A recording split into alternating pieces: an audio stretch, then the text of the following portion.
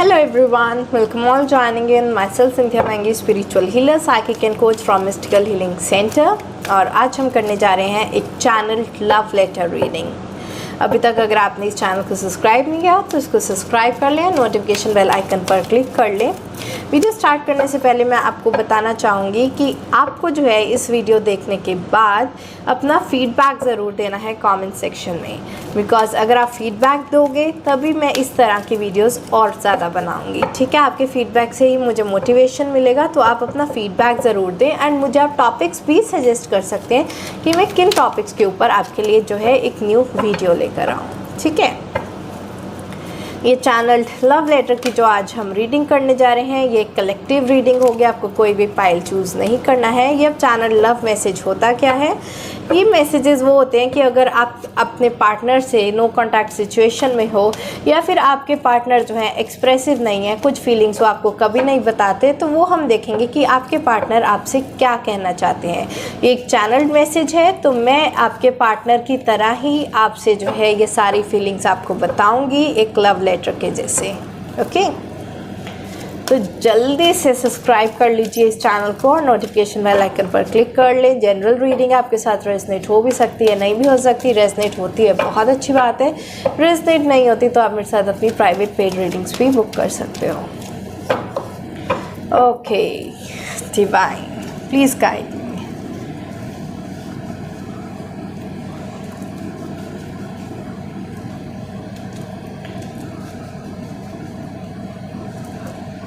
Okay,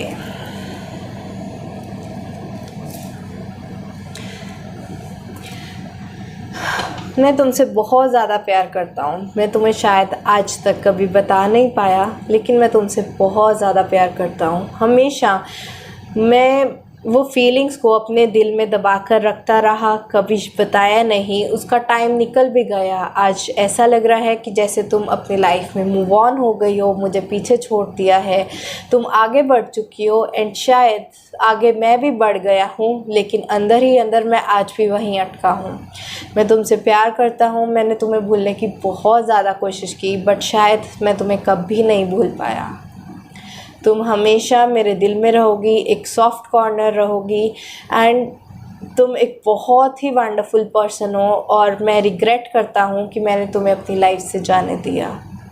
इस बात का दुख मुझे बहुत होता है कि शायद हमारा साथ यहीं तक था, हम अभी मूव ऑन हो गए हैं, लेकिन तुम्हें मैं आज भी उतना ही प्यार करता हूँ जितना मैं तुमसे पहले करता था।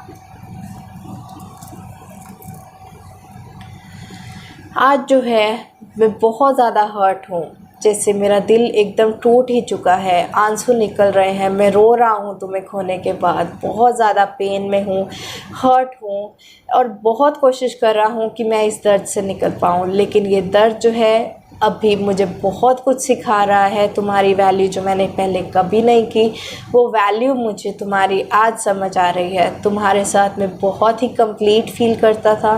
मुझे ऐसा लगता था कि तुम मेरा अदर हाफ हो, जो कमी मुझ में है वो कमी मेरी तुम पूरी कर देती थी, लेकिन आज मैं अपने आप को अधूरा सा महसूस कर रहा हूँ।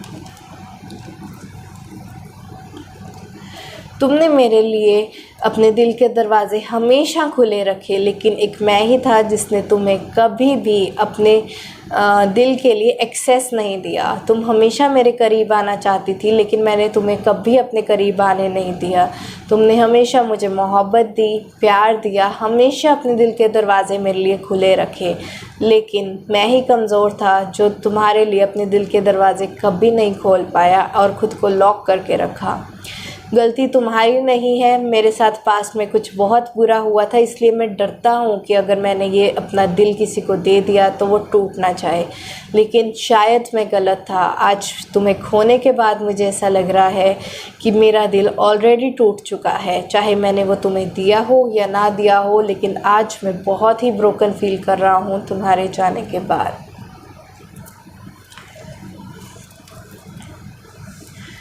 तुम हमेशा मेरा वेट करती रही, हमेशा तुम्हें ये लगता रहा कि एक ना एक दिन जाकर सब चीज़ें ठीक हो जाएंगी। ये एक टेम्पररी सिचुएशन है, जो मुश्किल वक्त आया है, मुश्किल घड़ी आई है हमारे रिलेशनशिप में, लेकिन ये सब कुछ ठीक हो जाएगा। लेकिन मैंने कोई एफ़र्ट नहीं दिया इस चीज़ को ठीक करने का। तुमने बहुत मेहनत की, जितना हो सके इस रिश्ते को बचाने की कोशिश की।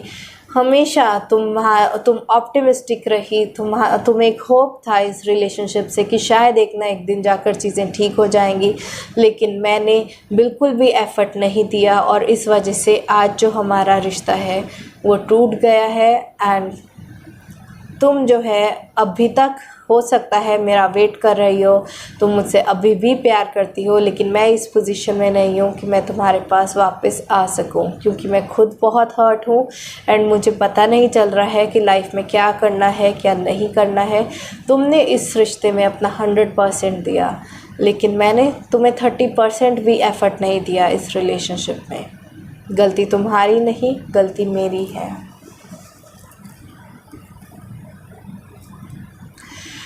तुम इतना परेशान रही कि मैंने तुम्हें थर्ड पार्टी में डाला।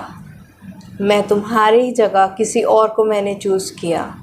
मैंने अपने काम को ज़्यादा प्रायोरिटी दी, मैंने अपनी फैमिली को प्रायोरिटी दी, मैंने अपने फ्रेंड्स को प्रायोरिटी दी, मैंने अपने बॉयफ्रेंड या गर्लफ्रेंड को प्रायोरिटी दी, लेकिन मैं तुम्हें अब कभी भी अपनी प्रायोरिटी नहीं बना पाया। मुझे लगता रहा कि तुम जो हो मेरा एक बैकअप ऑप्शन हो, तुम कहीं जाने नहीं वाली, तुम मुझसे प्यार करती हो, तुम्हारे साथ जैसा मर्जी ट्रीट करूं, लेकिन तुम हमेशा मेरे साथ रहोगी। और हो सकता है तुम आज भी मेरा वेट कर रही हो और तुम्हें ऐसा लग रहा है कि चीज़ें ठीक हो जाएंगी, लेकिन मैं अपनी लाइफ में बाकी सब चीज़ों को प्रायोरिटी देता रहा, उनमें ही अपनी खुशियाँ ढूंढता रहा, उसी में ही सेलिब्रेट करता रहा, लेकिन कभी भी मैंने तुम्हारे बारे में नहीं सोचा, तुम्हें प्रायोरिटी नहीं बनाया, तुम्हें थोड़ी सी भी वैल्यू नहीं दी। इस वजह से जो है आज हम ये सब कुछ फेस कर रहे हैं।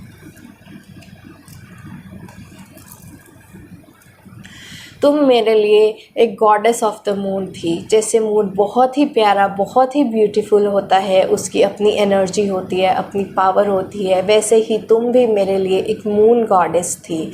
ये मून की तरह, जैसे मून फुल भी होता है, फिर धीरे धीरे छोटा होता जाता है, न्यू मून भी होता है, फिर धीरे धीरे बड़ा होता है, फिर फुल मून भी होता है, उस तरह से तुम्हारी भी जो अपनी एनर्जी थी, कभी बहुत अच्छी थी, बहुत लो थी, लेकिन लो एनर्जी में भी तुमने कभी शाइन करना नहीं छोड़ा। तुमने कभी भी ये नहीं सोचा कि अब चीज़ें कैसे वर्कआउट होंगी। जब तुम्हारी बिल्कुल ही शैडो ज़ीरो हो गई थी, एक न्यू मून की तरह, जब तुम बहुत ही टूट कर बिखर गई थी, एक डार्कनेस में चली गई थी, फिर तुमने अपनी वो स्ट्रेंथ, अपना करेज, अपनी वो ब्यूटीफुल लविंग नर्चरिंग एनर्जीज के साथ तुम वापस आती थी कि नहीं सब कुछ ठीक हो जाएगा। तुम वापस अपनी फुल एनर्जी में आ जाती थी। तुमने कभी भी जो है हार नहीं मानी इस रिलेशनशिप में। इस रिलेशनशिप को बचाने के लिए जो हो सका वो तुमने किया, और मैं तुम्हें बहुत ही ब्यूटीफुल वंडरफुल पर्सन समझता हूँ कि तुम बहुत ब्यूटीफुल हो। तुम्हें कोई भी मिलेगा तो बहुत ही खुश नसीब होगा, बट शायद से मैं तुम्हारी वैल्यू नहीं कर पाया और मैंने तुम्हें खो दिया। अब जो है मैं अपनी हीलिंग कर रहा हूँ एंड मैं दिल से यही चाहता हूँ कि तुम जहाँ भी रहो खुश रहो, सुखी रहो एंड बहुत ही अच्छी लाइफ बिताओ। मैं तुम्हारे लिए कभी बुरा नहीं सोचा। मैं चाहता हूँ तुम्हारी लाइफ में जो भी हो अच्छा ही हो, तुम जो भी पाना चाहती हो वो तुम्हें मिले। तुम्हारे हर तरह के सपने पूरे हों, तुम जिस भी ड्रीम पे काम करो वो सक्सेसफुल रहे, तुम भी हील हो जाओ। मैं जानता हूँ मैंने तुम्हें बहुत ज़्यादा दुख दिए हैं, लेकिन अपनी तरफ से मैं तुम्हें सिर्फ़ और सिर्फ good wishes, good divine blessings ही सेंड करता हूँ। मैं चाहता हूँ कि तुम भी हमेशा खुश रहो। हमारा साथ शायद किस्मत में नहीं था, लेकिन इसका मतलब ये नहीं है कि मैं तुम्हें प्यार नहीं करता या मेरे मन में तुम्हारे लिए कुछ नेगेटिविटी है। ऐसा कुछ भी नहीं है।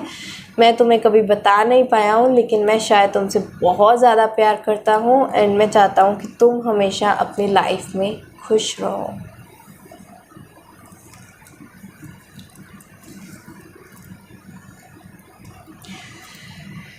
इसके साथ ही हमने जो अपनी जर्नी है उसका एक साइकिल कंप्लीट किया है। हमारा साथ शायद यहीं तक था। अब टाइम आ गया है कि हम अपने अपने रास्ते चलें, एक नई दुनिया में, एक नए रास्ते पे, एक नई जर्नी जो है स्टार्ट करें, मूव ऑन हो जाएं।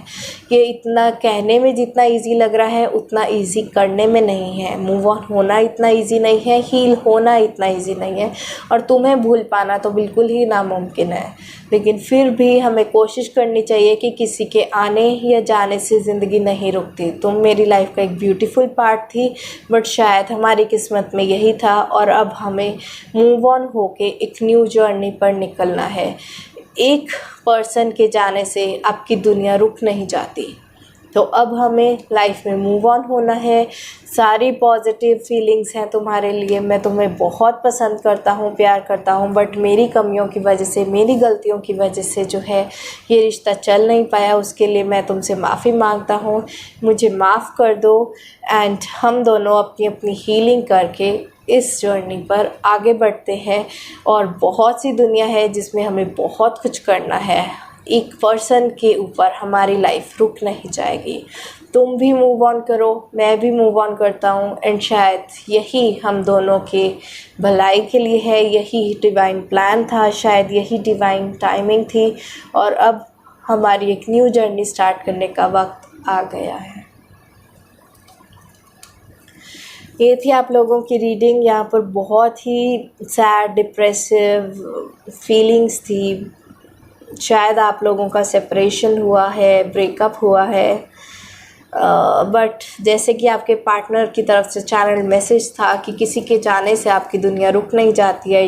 The show must go on, you must go on.